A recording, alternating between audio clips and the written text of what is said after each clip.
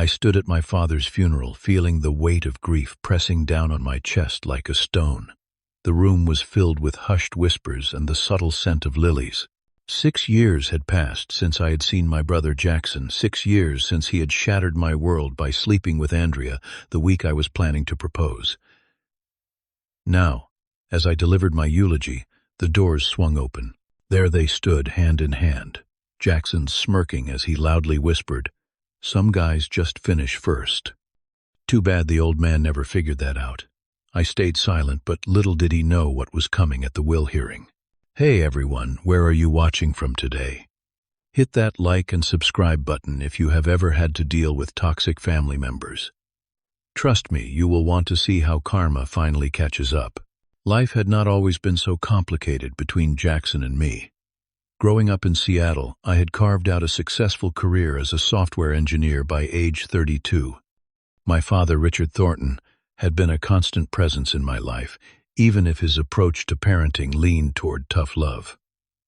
"Bart," he would say, "the world will not hand you anything. You have to take it."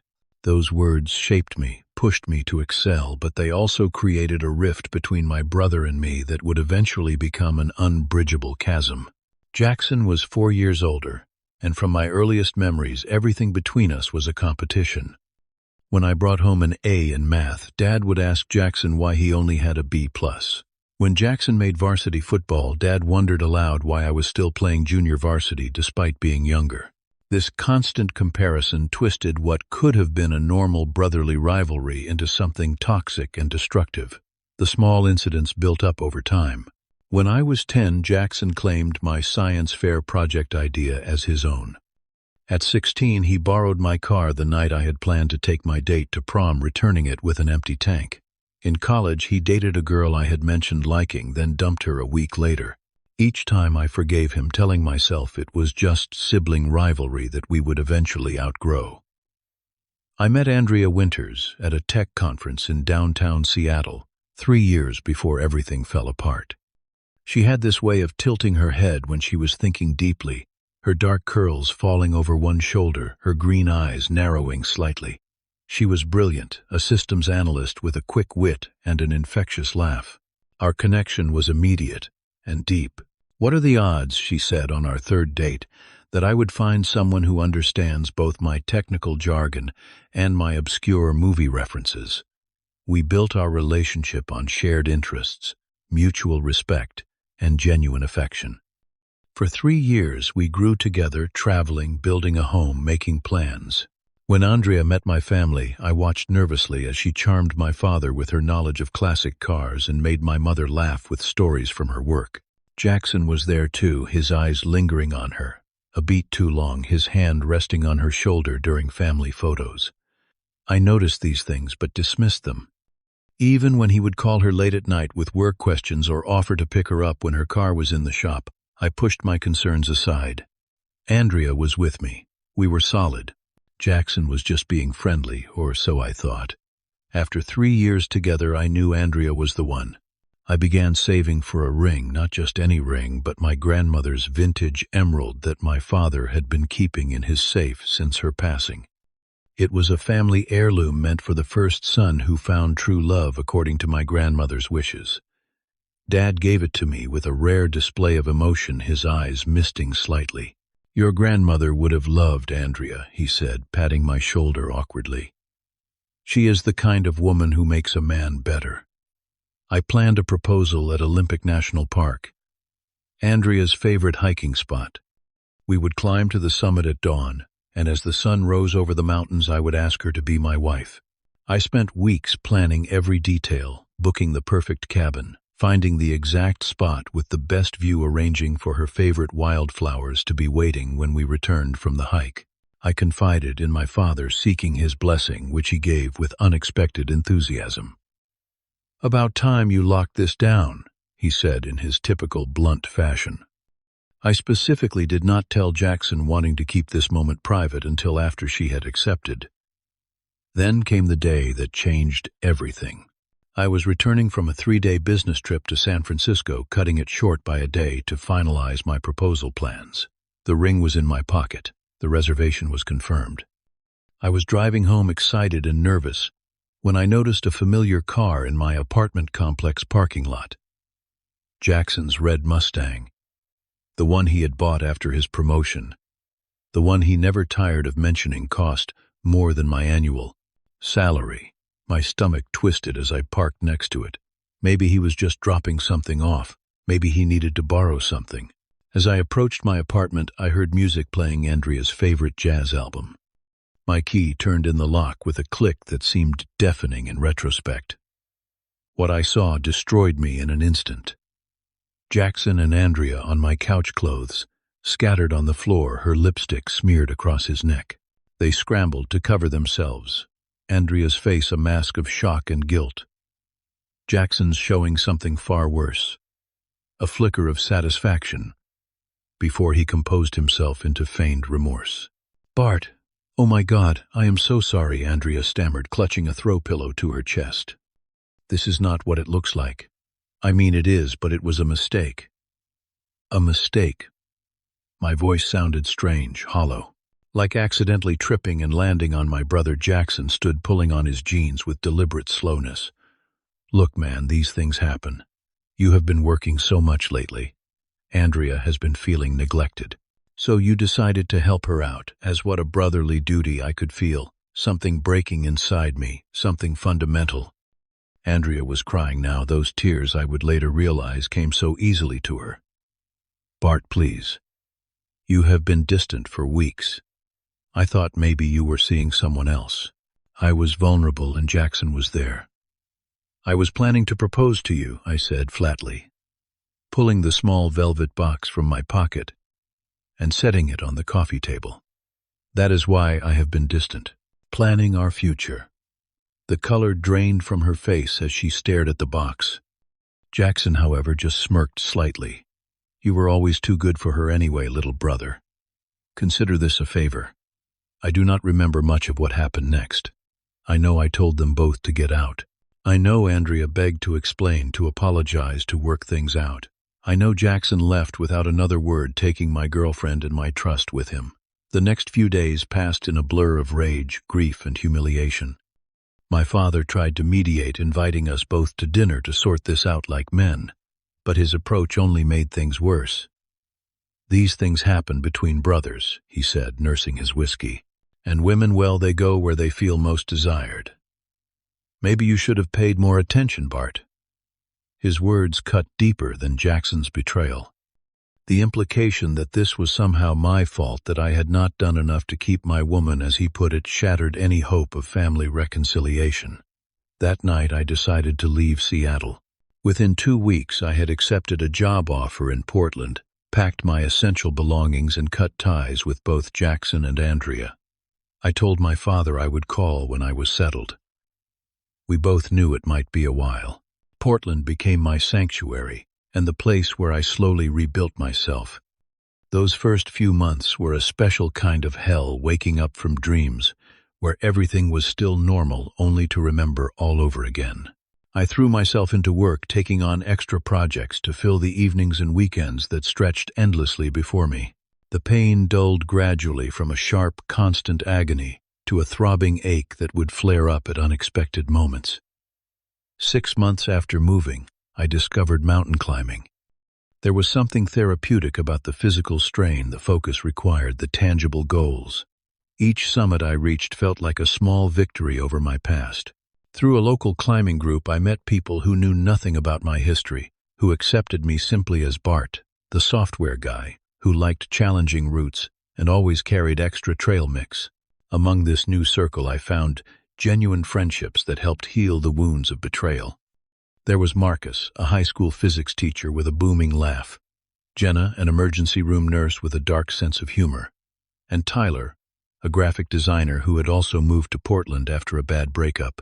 We formed a tight-knit group, spending weekends on mountains and weeknights at local breweries, discussing everything from politics to the best climbing gear. Professionally, I thrived in my new environment. After 2 years at an established tech firm, I took a risk and launched my own startup, developing specialized software for environmental research teams. The The venture succeeded beyond my expectations, bringing not just financial security but a sense of purpose and accomplishment entirely my own, not in competition with Jackson, not to impress my father but simply for myself. Throughout this period, my contact with my family was minimal. Monthly calls with my mother, who had separated from my father years earlier and now lived in Florida with her second husband. Occasional text messages with my father. Surface-level exchanges about weather and sports that carefully avoided any mention of Jackson or Andrea. From these limited interactions, I gathered fragments of information about my brother's life.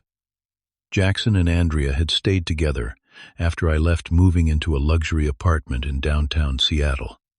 According to my father, their relationship had ups and downs.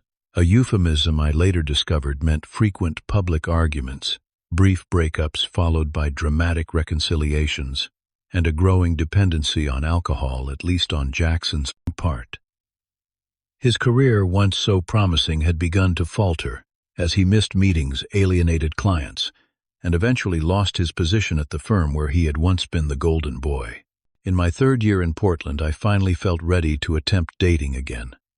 My first few efforts were disasters. I would find reasons to cancel at the last minute, or spend the entire evening waiting for some sign that this person too would eventually betray me. My friends were patient but direct. "Not everyone is," Andrea Tyler told me one evening as we hiked back to the car after climbing. "You cannot punish every woman you meet for what she did." He was right, of course, but knowing something and feeling it are different things. It took another year and several sessions with a therapist who specialized in trust issues before I could approach relationships with anything resembling openness. I met Sarah Reynolds during a winter climbing expedition on Mount Hood. She was a wildlife photographer, documenting the impact of climate change on alpine ecosystems. I noticed her first, not because of her beauty, though she was certainly striking with her auburn hair and keen blue eyes, but because of her complete absorption in her work. She spent hours adjusting her equipment to capture the perfect shot of an eagle's nest, seemingly oblivious to the freezing temperatures that had the rest of us stamping our feet and blowing on our gloved hands. Our relationship developed slowly, cautiously on my part. Sarah never pushed for more than I was ready to give, but she also never settled for less than honesty. When I finally told her about Andrea and Jackson, she listened without interruption, then said simply, "Thank you for trusting me with that. It helps me understand you better."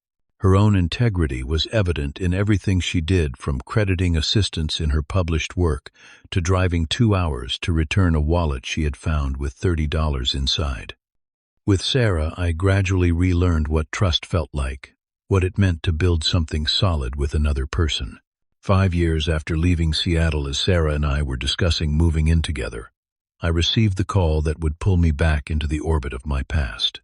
My father had been diagnosed with aggressive pancreatic cancer. The prognosis was grim, months, not years. I flew back to Seattle the next day. The hospital room was smaller than I had imagined. My father's smaller too. The robust man who had dominated my childhood with his booming voice and firm opinions was diminished, his skin yellowed, his formerly muscular frame wasted. Despite everything that had passed between us, seeing him this way sent a shock of grief through me. "You came," he said, his voice raspy, but still carrying that note of surprise, as if he had never quite believed I would do the right thing. "Of course I came," I replied, taking the plastic chair next to his bed. "How are you feeling?" He waved away the question. "Dying, obviously, but that is not what I want to talk about. Your brother, Dad, please." "I did not come here to discuss Jackson. You need to know," he insisted, his bony fingers gripping my wrist with surprising strength. "He is in trouble, Bart. Bad investments, gambling debts. I have been helping him financially, but when I am gone," he trailed off, coughing harshly. I felt a complex mixture of emotions, resentment, that even now my father was concerned with Jackson's welfare, but also a dull ache of pity for my brother. "That is not my responsibility," I said finally. "He is your brother," my father countered. "Family is family, no matter what." He crossed a line. "People make mistakes. You have done well for yourself. You could help him if you wanted to." I stood needing space from this familiar dynamic. "I will think about it," I said. Not willing to argue with a dying man, but not willing to make promises I might not keep either. "That is all I ask," he said, leaning back against his pillows, suddenly looking exhausted. "That, and maybe you could make peace with him before I go. For my sake." I did consider it in the weeks that followed. I thought about reaching out to Jackson, perhaps meeting on neutral ground, a coffee shop or a park. But each time I picked up my phone, I remembered the look on his face that day in my apartment. Not remorse, not even shame, but that flash of triumph. I could not bring myself to make that call. My father died 3 weeks later, peacefully in his sleep, according to the hospice nurse. I had visited twice more, but had not seen Jackson during those visits. Now, as I arranged to fly back for the funeral, I asked Sarah to come with me. "I will need the support," I admitted, "especially if Jackson and Andrea are there." "Of course I will come," she said, squeezing my hand. "Whatever happens, we will face it together."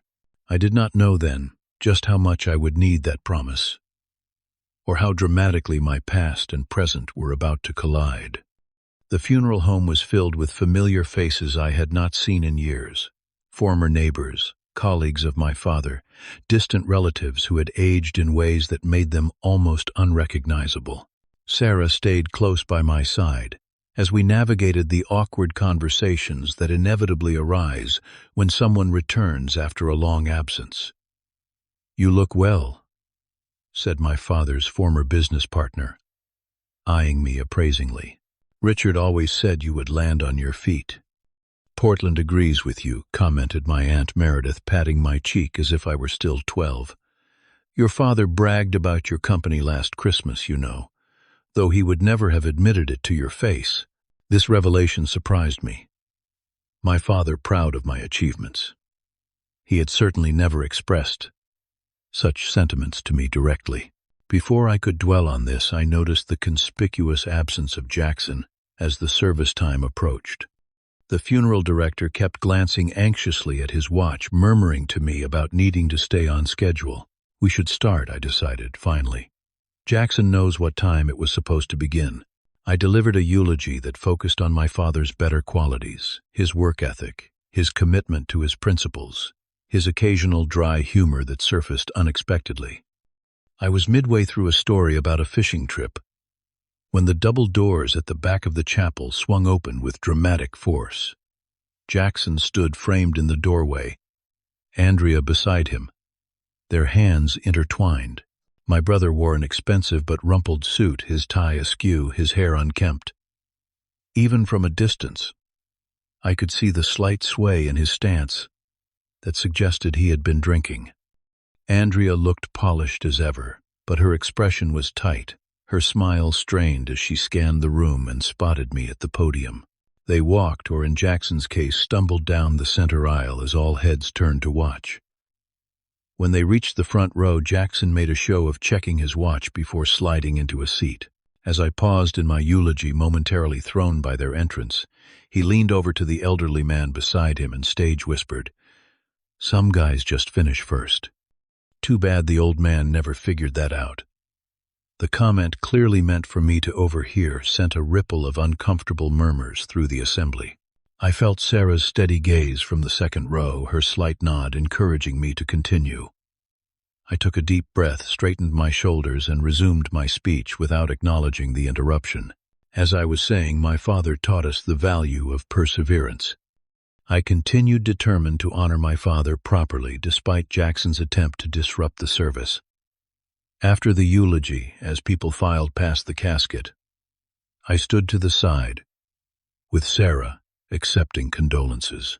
Jackson made his way through the crowd, Andrea trailing behind him, her hand occasionally reaching out to steady him when he swayed. "Little brother," he announced loud enough to draw attention. "Been a while. Nice speech, very sanitized." His words slurred slightly at the edges. "Jackson," I acknowledged with a nod. "Thanks for coming." "Would not miss it," he replied with a hollow laugh. "The old man and I had a special bond, you know." right up until the end. I introduced Sarah, who extended her hand with more grace than Jackson deserved. He held onto it a beat too long, his eyes traveling over her in a way that made my jaw clench. "Upgraded, did you?" he commented, finally releasing her hand. "Andrea and I always wondered if you would bounce back." Andrea at least had the decency to look embarrassed, her eyes fixed on the floor. "We should go pay our respects," Sarah said smoothly, guiding me away before I could respond. As we moved toward the casket, she whispered, "He is not worth it. Not here." The real confrontation came in the parking lot afterward. I was helping Sarah into our rental car when Jackson appeared, weaving between vehicles, this time without Andrea. "Running away again, Bart," he called out. "That is what you do best, is it not?" When things get tough, Bart disappears. I turned to face him, keeping my voice low. "This is not the place, Jackson." "Then where is the place?" he demanded, moving closer. "You have been gone 6 years. 6 years." His breath was heavy with whiskey. "Did you know Dad was helping me? Did you know I lost my job, that I had to start over, that everything fell apart while you were off playing entrepreneur in Portland?" "I heard," I said neutrally. "I am sorry about your job." He laughed bitterly. "Your sympathy means so much. But guess what? It is all about to change." Dad's lawyer called. "The will reading is happening today, right after this circus." He gestured broadly at the funeral home. And Dad always knew who really needed him, who really deserved the family legacy. I could see Andrea waiting by Jackson's car, her posture tense, her eyes constantly checking her phone. Their relationship did not look like the victory he had imagined 6 years ago. "I will see you at the reading," I said, turning back to the car. "You better believe it," he called after me. "Today, everything gets set right." As we drove to the lawyer's office, Sarah asked quietly, "Are you okay?" "Actually, yes," I realized, somewhat surprised. Seeing him like this, it is not satisfying exactly, just sad. "What do you think your father left him?" I shrugged. "I have no expectations for the will. I built my own life. Whatever Dad decided, I can live with it." I had no idea how prophetic those words would prove to be. The lawyer's office was a wood-paneled room with a large conference table, paintings of Seattle landmarks on the walls, and the subtle scent of leather and paper. Jackson and Andrea arrived shortly after us, taking seats directly across the table. Jackson had apparently stopped for another drink along the way, his movements even less coordinated than before. "Mr. Jefferson will be with you momentarily," the receptionist informed us, placing a pitcher of water on the table, along with several glasses. No one touched them. So Jackson broke the silence, leaning forward on his elbows. "The prodigal son returns for his inheritance." How poetic. "I came for Dad's funeral." I corrected him. "The will is secondary." Jackson scoffed. "Sure. That is easy to say when you have your fancy company and perfect new girlfriend. Some of us have had it rough, brother." Andrea placed a hand on his arm. "Jackson, please." "Not now." He shook her off. "No, I want him to know. After you left, Dad changed, became obsessed with your success. Why can you not be more like Bart? Bart would not make these mistakes. Bart would not need a loan." His imitation of our father's voice was eerily accurate. Before I could respond, the door opened, and Mr. Jefferson entered with a leather portfolio and a solemn expression. He was older than I expected, with wire-rimmed glasses and a meticulously trimmed beard. "Thank you all for coming during this difficult time," he began, taking a seat at the head of the table. Richard was very specific about his wishes, including having the will read immediately following the service. He opened the portfolio and removed several documents. Before I read the formal will, Richard prepared a video message he asked to be played first. He pressed a button on a remote, and a screen descended from the ceiling at the far end of the room. My father's face appeared gaunt but composed, clearly filmed during his final weeks. "If you are watching this, I am gone," he began, without preamble, always direct. I have made many mistakes in my life, but perhaps my greatest was in how I raised my sons. I created a competition where there should have been brotherhood. I favored one then the other, using praise and criticism as tools to motivate, rather than expressing the love and pride I genuinely felt for both. Jackson shifted uncomfortably in his seat as our father continued. Jackson, my firstborn, I failed you by making success seem too easy, by cushioning your falls, by allowing you to believe charm could substitute for character. Your recent troubles are partly my responsibility. I enabled behaviors I should have challenged. Jackson's face flushed red. He started to speak, but Andrea hushed him. Bart, my youngest, I failed you by rarely acknowledging your accomplishments, by setting the bar ever higher, by making you feel you were never quite good enough. Your decision to build a life far from your family was perfectly rational given how I treated you. The success you have found is entirely your own, achieved without my support or approval. I felt a tightness in my throat as my father's recorded image seemed to look directly at me. With these acknowledgments made, I now state my final wishes. To my son Jackson, I leave a trust fund of $100,000 to be administered by Mr. Jefferson. This fund will provide a monthly stipend conditional upon verified sobriety and employment. Additionally, I have arranged and prepaid for a place at the Clearwater Rehabilitation Center, should you choose to accept this help. Jackson's mouth fell open in shock. That is it. A glorified allowance. Is he kidding? My father continued. To my son Bart, I leave the remainder of my estate, including the family home, my investments and personal effects. This comes with one request: use wisdom regarding your brother. Not obligation, not guilt, just wisdom. Jackson surged to his feet, his chair toppling backward. This is bull. He cannot do this. I am the oldest. I stayed. I took care of him when he was sick. Mr. Thornton, please, the lawyer began. No, this will is getting contested. He was not in his right mind. Bart manipulated him from afar. This is elder abuse or something. There is one more thing, Mr. Jefferson said calmly, withdrawing an envelope from the portfolio. A letter addressed only to Bart to be read privately. This final slight was too much for Jackson. He swept his arm across the table, sending the water pitcher crashing to the floor. Of course, one last secret message for the favorite. This is exactly what he always did. Jackson. Andrea finally stood, grabbing his arm. Stop it. You are making everything worse. Worse. How could it be worse? My father just disowned me from beyond the grave. He turned to me, his face contorted with rage and pain. This is your fault. You turned him against me. You and your perfect life. I looked at my brother, really looked at him, perhaps for the first time in years. The bloated face, the trembling hands, the desperation in his eyes. This was not the triumphant rival who had stolen my girlfriend and gloated about it. This was a broken man who had lost everything, including finally the favor of the father he had spent his life trying to please. Jackson, I said quietly, this is not a victory for me. I am not celebrating this. Save your pity, he spat. I do not need anything from you. But I could see that he did. Behind the anger was fear, raw and primal. Fear of being truly alone, of facing his demons without the financial safety net our father had always provided. The offer of rehabilitation stands, I said, and I think you should take it. So you can play the big savior, the better brother. No thanks.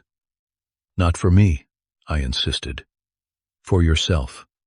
Because this path you are on it is killing you, and despite everything I do not want that. He stared at me for a long moment, then laughed harshly. Too little too late, brother, way too late. He stormed out of the room, leaving Andrea standing awkwardly behind. I should go after him, she said, not meeting my eyes. He should not drive in this state. Andrea, I said, stopping her before she reached the door. Are you okay, really? Something flickered in her expression, surprise, then a brief vulnerability. We made our choices, she said finally. Some were worse than others. And then she was gone. Mr. Jefferson handed me the envelope. Your father was very specific that you read this alone. Take all the time you need. Inside was a single page in my father's distinctive handwriting, Bart. By now you know I have left you most of my worldly possessions. What you do not know is why. It is not because you were the better son, or because I loved you more. It is because you are the only one strong enough to bear this burden. Jackson needs help, not money. You need neither, but you may need forgiveness. Not for Jackson, but for me. I played favorites, pitted you against each other, and created a rift that may never heal. This was my greatest failure. I cannot undo the past, but perhaps you can build a different future. Not out of obligation to me, but because breaking cycles is how we grow.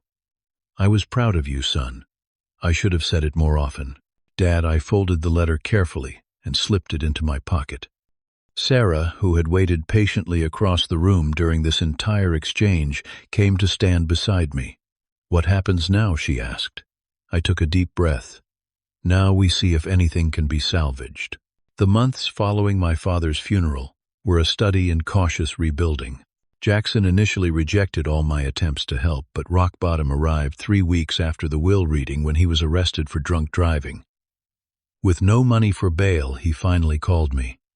I have one condition, I told him as we sat in the police station waiting room. You go to Clearwater, the full 90-day program.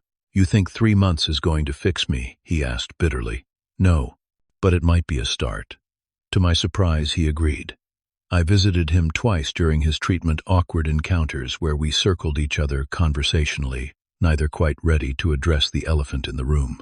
On my third visit, he looked better, clear-eyed, less bloated, more present. Andrea left, he said abruptly as we walked the facility grounds. Said she needed a fresh start. I am sorry, I offered, though. I was not entirely sure I meant it. He shrugged. It was over a long time ago. We just did not know how to end it. He stopped walking, turned to face me. We stayed together partly to justify what we did to you. Like if we built this great life together, it would somehow make our betrayal worthwhile. Pretty messed up logic, right? Pretty human, I countered. I was jealous of you, he admitted. Always. You made everything look effortless. School, sports career. Dad acted tough on you, but I could see the pride in his eyes. With me, it was always disappointment, barely concealed. That was not my perception at all, I told him. I spent my entire childhood trying to measure up to you. He laughed without humor. Guess Dad really did a number on both of us. It was not forgiveness, not yet, but it was honesty, perhaps the first real honest conversation we had ever had. After Jackson completed the program, I helped him find an apartment and a job with a friend's company in Seattle. We established boundaries. I would not bail him out financially if he relapsed, but I would support his recovery efforts in other ways. We began a tradition of monthly phone calls, brief, at first gradually lengthening as we discovered it was possible to build a relationship that was not based on competition. Sarah and I returned to Portland, where I used part of my inheritance to establish a foundation funding addiction treatment programs. We got engaged on Mount Hood at sunrise, coming full circle from that proposal that never happened years before. When I called Jackson to share the news, he seemed genuinely happy for me. You deserve this, Bart, he said. You always did. The wounds of the past did not vanish. Some scars run too deep for that. But they began to hurt less, as I learned that success was never about finishing first or gaining my father's approval. True success lay in breaking the cycle of competition that had poisoned our family for generations, in building a life based on genuine connection rather than comparison. As I look back on that dramatic scene at my father's funeral, I no longer feel the burning anger or raw pain. Instead, I see two damaged men, both victims of a flawed family dynamic, both doing the best they could with the tools they had been given. and I feel grateful not for the betrayal or the years of estrangement, but for the hard-won wisdom they eventually brought. Family healing is not a destination, but a journey, uneven, unpredictable, ongoing. Jackson and I will never have the easy brotherhood some siblings enjoy. But we have something perhaps more valuable. A relationship built on truth, forged through fire, and maintained with conscious choice, rather than mere obligation. Have you ever had to rebuild a relationship after betrayal, or found healing from family wounds you thought would never close? Share your story in the comments below. If this journey resonated with you, please hit that like button and subscribe to hear more stories of resilience and growth. Sometimes the most powerful healing comes from knowing we are not alone in our struggles. Thank you for listening, and remember, true strength is not in never falling, but in rising every time we fall.